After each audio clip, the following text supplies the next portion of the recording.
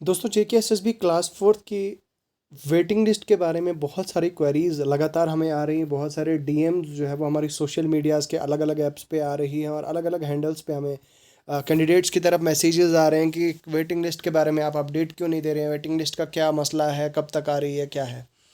तो आज की इस वीडियो में मैं उसी हवाले से बात करूंगा, वेटिंग लिस्ट के हवाले से, और बात करेंगे कि वेटिंग लिस्ट कब तक आएगी, एक्सपेक्टेड जो है वो क्या डेट रहेगी, और पूरा प्रोसेस आज की इस वीडियो में जानेंगे। तो मैं चाहूँगा कि फ़िलहाल अगर आप वीडियो में पहली बार आए हैं तो चैनल को सब्सक्राइब कर दीजिए। चैनल को सब्सक्राइब करने के साथ साथ दोस्तों वीडियो की डिस्क्रिप्शन में आपको हमारे, आप जानते हैं कि रेस्पेक्टिव सोशल मीडियाज़ के लिंक्स मिल जाएंगे। आप हमारे यहाँ पे जाके फॉलो कर सकते हैं और वीडियो की डिस्क्रिप्शन में इस टेलीग्राम चैनल का लिंक भी मिल जाएगा। टेलीग्राम चैनल को आप ज्वाइन कर सकते हैं। देखिए, टेलीग्राम चैनल पे आपको बहुत सारा स्टडी मटेरियल मिलेगा, MCQs मिलेंगे, जॉब अपडेट्स मिलेंगे। तो टेलीग्राम चैनल आप ज़रूर ज्वाइन करें, ठीक है। तो अब बेसिकली होता क्या है कि बहुत सारे लोग दोस्तों यहाँ पे आते हैं, हमारा चैनल विज़िट करते हैं और विज़िट करने के बाद जो है वो चले जाते हैं और वो दोबारा फिर जो वीडियो जो है वो मतलब वो वॉच करते हैं और उसके बाद फिर सब्सक्राइब नहीं करते हैं। तो मैं आपसे रिक्वेस्ट करूँगा कि हम अगर कंटेंट ला रहे हैं आपके लिए तो कम से कम एटलीस्ट हमें भी थोड़ा सा सपोर्ट कीजिए और हमारे चैनल को सब्सक्राइब करिए। चलिए आज की इस वीडियो को शुरू करते हैं और बात करते हैं। देखिए दोस्तों, जहाँ तक बात है आपकी जो क्लास फोर्थ है, क्लास फोर्थ की वेटिंग लिस्ट के बारे में अगर मैं कहूँ तो अभी आप जानते हैं कि अभी कुछ रिकमेंडेशन वाले इश्यूज़ हैं, ठीक है। मुझे लगता है 150 प्लस ऐसे कैंडिडेट्स हैं जिनका रिकमेंडेशन का भी मसला है। इसके अलावा दोस्तों डेफ एंड हार्ड हियरिंग वाले कुछ कैंडिडेट्स हैं, वो भी आई थिंक 150 के आसपास हैं, अप्रॉक्सीमेटली 150 टू 200, मतलब अप्रॉक्स कुछ डेफ एंड हार्ड हियरिंग वाले हैं। और जैसा मैंने ऑलरेडी आपको कहा, कुछ बच्चे जो है वो रिकमेंडेशन वाले हैं, वो भी 150 से मुझे लगता है 300 के आसपास। इतने बच्चे तो हैं ही हैं, चाहे उनको हायर क्वालिफिकेशन है या कोई और कैटेगरी की कोई रिकमेंडेशन है। तो वो कुछ रिकमेंडेशन वाले बच्चे हैं और अप्रॉक्सीमेटली अगर हम बात करें 500-600 के आसपास ये बच्चे बन जाते हैं टोटल, जिनको कोई ना कोई किसी न किसी तरह का इशू है, जिनको कोई ना कोई मसला है, मतलब कोई ना कोई इशू है उनको, उनकी मतलब रिकमेंडेशन है। तो अब ऐसे में ऑफ कोर्स आप में से बहुत सारे बच्चों के मन में सवाल आता है कि ये वेटिंग लिस्ट कब तक आएगी।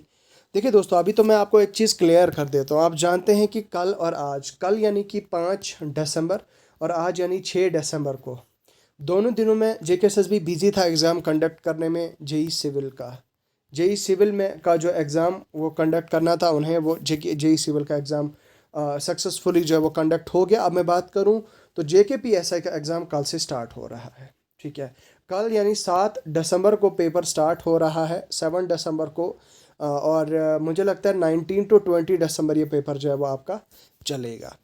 अब आप में से बहुत सारे ऐसे बच्चे होंगे जिनको ऑफ कोर्स जिनको मतलब जो बाकी एग्ज़ाम्स के लिए भी पढ़ रहे होंगे, ठीक है। और ऑफ कोर्स ये ऐसे क्लास फोर्थ के ऐसे भी होंगे जिन्होंने मतलब जो वेट कर रहे होंगे, ठीक है। अब उनके लिए मैं क्लियर कर देना चाहता हूँ कि कम से कम 20-22 तक तो JKSSB बिजी रहेगी एग्ज़ाम कंडक्ट करने में। जैसे ही JKPSI का एग्ज़ाम हो जाता है, आप मान के चलें 20 दिसंबर, 20 दिसंबर के बाद 25 दिसंबर, अप्रॉक्स 25 दिसंबर तक लेके चलें, मान के चलें आप। ये मैं कोई परफेक्ट डेट नहीं बता रहा हूँ, ये मैं जस्ट एजम्पशंस दे रहा हूँ, अपनी जस्ट सजेशंस दे रहा हूँ मैं।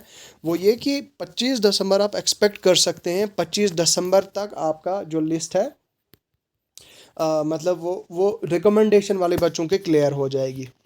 और रिकमेंडेशन उन बच्चों की ही क्लियर होगी जो बच्चे दोस्तों ऑलरेडी जिनने JKSSB को क्लियर करवा दी होगी अपनी रिकमेंडेशन, और उनका ही अभी वो इशू मतलब सॉल्व हो जाएगा। रही बात आपकी डेफ और हार्ड हेयरिंग वाले बच्चों की, तो डेफ और हार्ड हेयरिंग वाले बच्चों का भी कुछ कोर्ट का मसला है। आई डोंट नो उसका हेयरिंग कहाँ पहुँची है, कब है, क्या है। उसके बारे में अगर आप जानते हैं तो आप मुझे कमेंट सेक्शन में लिख के बता सकते हैं, बट मुझे उम्मीद है कि उसका मसला भी जल्दी हल हो जाएगा, ठीक है। इसके अलावा दोस्तों एक और चीज़ जो मैं आपके साथ कह देना चाहता हूँ वो ये, अब बात आती है आपकी वेटिंग लिस्ट की।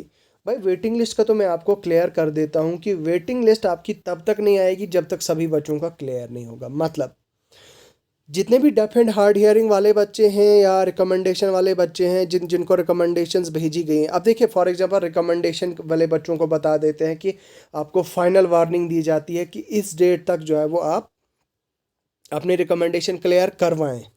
अब मान लीजिए कोई ऐसा बच्चा है जिसका जिसका हायर एजुकेशन पे मतलब हायर क्वालिफिकेशन पे उसकी रिकमेंडेशन है। मतलब आप मान के चल सकते हैं कि जेकेएसएसबी को शक है कि भाई इसकी शायद क्वालिफिकेशन कुछ और है, मतलब अदर देन 10+2। तो इसलिए जेकेएसएसबी उसको बार बार ये रिकमेंडेशन भेज रही है। अब वो बच्चा उस बच्चे को जेकेएसएसबी फाइनल वार्निंग दे देगी, आप फलानी इस डेट तक जो है वो अपनी रिकमेंडेशन क्लियर कर दे, ये फाइनल है। अब अगर मान लीजिए 25 दिसंबर तक उसको बता दिया गया कि आप रिकमेंडेशन क्लियर करो, उसने रिकमेंडेशन क्लियर नहीं की, क्योंकि अगर वो ग्रेजुएट होगा तो भाई वो कैसे रिकमेंडेशन क्लियर कराएगा, वो फिर जाएगा वही एफिडेविट लेके, तो भाई एफिडेविट से तो रिकमेंडेशन क्लियर होगी नहीं, कुछ और उसको प्रोवाइड करना होगा, या तो अपने सर्टिफिकेट्स प्रोवाइड करने होंगे या ऐसा कुछ करना होगा। तो जैसे उसको जेकेएसएसबी बताएगी फॉलोअप करने के लिए, उस तरह से उसको करना पड़ेगा। ठीक है, तो अब क्या होगा दोस्तों यहाँ पे कि वो बच्चा जो रिकमेंडेशन अपनी क्लियर कर ही नहीं पाएगा तो उसका नाम से लिस्ट जो है वो निकाल दिया जाएगा। नंबर 1, जितने भी बच्चे हैं रिकमेंडेशन वाले हैं, अगर वो अपनी रिकमेंडेशन क्लियर नहीं करवा पाते हैं, फॉर एग्जांपल अगर कोई बच्चा था उसने NGE बनवाया था, नॉन गवर्नमेंट एम्प्लॉय बनवाया था, और नॉन गवर्नमेंट एम्प्लॉय के उसको 5 मार्क्स मिले थे। अब वो बच्चा अगर NGE उसको वो NGE प्रॉपरली नहीं दे पा रहा है, जेकेएसएसबी को प्रोवाइड कर रहा है, लेकिन उसमें कोई गड़बड़ है, NGE को जेकेएसएसबी को लगता है कि नॉन गवर्नमेंट एम्प्लॉय में इसका फादर एम्प्लॉय था या कोई जेकेएसएसबी वेरीफाई करवाती है, तो बाद में अगर पता चलता है कि वो बच्चा NGE की जो रिकमेंडेशन थी उसकी उसने क्लियर करवाई ही नहीं, तो उस केस में क्या होगा कि वो बच्चा जो है वो लिस्ट से ऑटोमेटिकली बाहर हो जाएगा, आउट हो जाएगा। इसी तरह से दोस्तों आप समझने की कोशिश कीजिए, जो मैं आपको समझाने की कोशिश कर रहा हूँ, जो मैं आपको बताने की कोशिश कर रहा हूँ, कि इसी तरह से जिस भी बच्चे का जिस तरह का जिस टाइप का रिकमेंडेशन गया है, ठीक है, जिस भी बच्चे को जिस टाइप का जिस तरह का रिकमेंडेशन है, जेकेएसएसबी उसको टाइम देगी, एक limited time, limited bound of time में, कि आप इतने टाइम में हमें रिकमेंडेशन अपनी क्लियर करवा दो। अगर आप रिकमेंडेशन क्लियर करवाते हैं तो ठीक है, आपका जो है वो हम आगे फर्दर आपका नाम रिकमेंड कर देंगे, आप फर्दर आपकी लिस्ट में आगे प्रोसीड कर देंगे। अगर नहीं तो फिर क्या होगा उस केस में दोस्तों, उस केस में क्या होगा कि आपका नाम लिस्ट से जो है वो आउट कर दिया जाएगा। I am sorry to say this, but अगर आप रिकमेंडेशन क्लियर ही नहीं करवा पाते हैं, if you are not able to clear your recommendation, then your name will be out of the list. ठीक, एक ये हो गई बात। अब दूसरी बात आती है कि फिर भाई अगर किसी मान लीजिए ये सारा प्रोसेस जो है वो हो गया, मान लीजिए कि आपका रिकमेंडेशन का इशू था वो भी हो गया, आपका क्वालिफिकेशन का जो रिकमेंडेशन बच्चों की थी वो सारी वो हो गई, सो व्हाट नेक्स्ट, मतलब उन बच्चों को जेकेएसएसबी लिस्ट से आउट कर देगी, बाहर कर देगी। और उन बच्चों को जैसे ही जेकेएसएसबी लिस्ट से बाहर कर देगी, और लिस्ट से बाहर करने के बाद तो फिर वहाँ पे वैकेंसी जो है वो क्रिएट हो जाएगी। अब क्या होगा दोस्तों, समझने की बात क्या है दोस्तों, आपको दिमाग लगाने की क्या बात की क्या ज़रूरत है यहाँ पे, कि अब जेकेएसएसबी क्या करेगी उस केस में। अब जैसे ही वैकेंसी क्रिएट होगी तो जेकेएसएसबी ऑटोमेटिकली मेरिटोरियस जो मेरिट में उस हिसाब से, मतलब जिस भी कैटेगरी का बच्चा होगा, जिस भी टाइप का उसको रिकमेंडेशन होगी, उसी टाइप के नेक्स्ट बच्चे को जो है वो बुला लेंगे कि आओ भाई अपनी अब वैसे तो उसकी वेरिफिकेशन आ गई होगी, बट जेकेएसएसबी उसका नाम जो है वो आगे फर्दर सिलेक्शन लिस्ट में डाल देगी। ठीक है, अब अगर उस बच्चे का रिकमेंडेशन नहीं होगा तो भाई डॉक्यूमेंट वेरिफिकेशन तो ऑलरेडी हो ही गई है, तो उस नेक्स्ट जितने भी वैकेंसीज क्रिएट हो जाएंगी, मान लीजिए 100 वैकेंसीज और क्रिएट हो जाती हैं, जैसे इन बच्चों को 100 बच्चों को रिकमेंडेशन से आउट कर दिया, तो उन नेक्स्ट 100 बच्चों को जो है वो लिस्ट में नाम आ जाएगा, और उनके रेस्पेक्टिव डिपार्टमेंट्स उनको अलॉट हो जाएंगे, और उनको डिविजनल कार्डर्स भी अलॉट हो जाएंगे, और उनका नाम लिस्ट में आ जाएगा, और उनको बता दिया जाएगा कि आपकी नाम जो है वो लिस्ट आपके डिपार्टमेंट को फॉरवर्ड हो गई है। फिर उसी तरह से आपका प्रोसेस भी चलेगा, उन 100-200 बच्चों का जितने भी होंगे, तो उन बच्चों का प्रोसेस चलेगा, उन सारे बच्चों का नाम मतलब जो लिस्ट में होगा उनके रेस्पेक्टिव डिपार्टमेंट्स में जाएगा, और रेस्पेक्टिव डिपार्टमेंट उनके 2 से 3 दिन के अंदर अंदर उनका ऑर्डर जारी कर देंगे। और ऑर्डर जैसे ही जारी हो जाता है तो जेकेएसएसबी क्या काम करेगी, जेकेएसएसबी का काम तो ख़त्म हो गया होगा, अब दोस्तों काम होगा आपके डिपार्टमेंट का। अब 2 से 3 दिन के अंदर अंदर जैसे ही आपका डिपार्टमेंट ऑर्डर जारी कर देगा, तो आपके अब डिपार्टमेंट के अंदर अंदर डिपार्टमेंट में जो है वो आपके 20 या 21 दिन के अंदर अंदर आपको ज्वाइन करना होगा। ठीक है, आई रिपीट दोस्तों, 20 से 21 दिनों के अंदर अंदर आपको ज्वाइन करना होगा। तो बस बात ख़त्म हो गई वहाँ पे।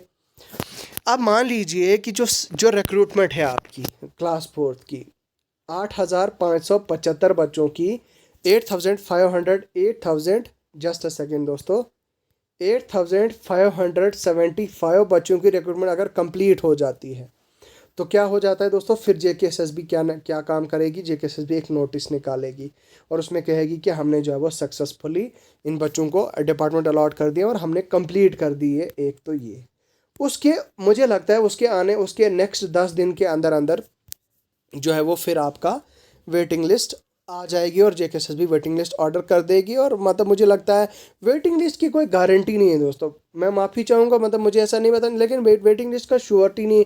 अब कोई ऐसा बच्चा होगा जो डेस्परेटली रोज़ चेक कर रहा होगा वेटिंग लिस्ट, तो उससे मैं कहूँगा कि भाई साहब उस वेटिंग लिस्ट के वेट करने की बजाय कोई और काम करो, कोई और धंधा ढूंढो, पढ़ाई करो, किसी दूसरी जॉब के लिए पढ़ो, दैट्स इट। वो वेटिंग लिस्ट के पीछे वेट मत करो और अपना टाइम बर्बाद वेटिंग लिस्ट के पीछे मत करो। मैं स्ट्रांगली सजेस्ट करूँगा आपको कि वेटिंग लिस्ट के पीछे आप अपना टाइम बर्बाद नहीं करो। बाकी आप अपनी जो पढ़ाई है आपकी वो आप करो, किसी और एग्ज़ाम के लिए पढ़ो। एसएससी जीडी के बड़े फॉर्म्स निकले हैं, या इसी तरह से फॉरेस्टर के भी फॉर्म्स जो निकले थे भरे थे आपने उसके लिए पढ़ो, या इसी तरह से बहुत सारे जेकेएसएसबी के कई सारे एग्ज़ाम्स हैं, या आगे भी कई पोस्टें आने वाली हैं क्लास फोर्थ लेवल की, तो उन सब के लिए पढ़ें आप, ठीक है। तो इन सब चीज़ों में मतलब मुझे नहीं लगता है कि आपको वेटिंग लिस्ट का वेट करना चाहिए। मैंने पिछली कई सारी वीडियोस में ऑलरेडी बता दिया है। मुझे कैंडिडेट बार बार बहुत ज़्यादा तंग करते हैं कि सर आप क्यों नहीं बताते हो वेटिंग लिस्ट के बारे में, आप इसके बारे में कोई अपडेट दे दो ना। तो ठीक है, आज मुझे उम्मीद है कि अब मुझे कोई क्वेरी नहीं आएगी, अब मुझे कोई बंदा पूछेगा नहीं कि वेटिंग लिस्ट कब आएगी। मुझे उम्मीद है कि इस वीडियो से सबके डाउट्स जो है वो क्लियर हो गए होंगे और सबको जो है वो समझ आ गया होगा कि आपका वेटिंग लिस्ट का क्या प्रोसेस रहेगा, किस तरह का क्या रहेगा। तो वेटिंग लिस्ट को 6 महीने भी लग सकते हैं, साल भी लग सकते हैं, 2 महीने भी लग सकते हैं।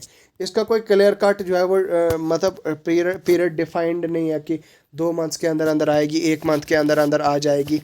तो इसका तो आप इसका तो आप वो काइंड ऑफ वो क्लेम ही नहीं कर सकते हो 1 मंथ के अंदर, 2 मंथ्स के अंदर, ऐसा आप नहीं कर सकते, मतलब एक्सपेक्ट ही नहीं कर सकते हो, ठीक है। तो ये चीज़ है दोस्तों। बाकी आपका क्या सीन रहेगा, किस तरह का रहेगा वेटिंग लिस्ट का, अगेन ऐसे कि आप किसी और के लिए पढ़ें। बाकी अगर आपको कोई और परेशानी होती है, कोई डाउट, कोई क्वेश्चन, कोई क्वेरी, तो you can text me on Telegram और किसी भी सोशल मीडिया हैंडल पे आप मुझे टेक्स्ट कर सकते हो, मुझे आप फॉलो कर सकते हैं। अभी के लिए मुझे दीजिए दोस्तों इजाज़त। मैं मिलूँगा आपसे बहुत जल्द नए वीडियो और नए टॉपिक के साथ। तब तक मेरे साथ बने रहें। खुदा हाफिज़।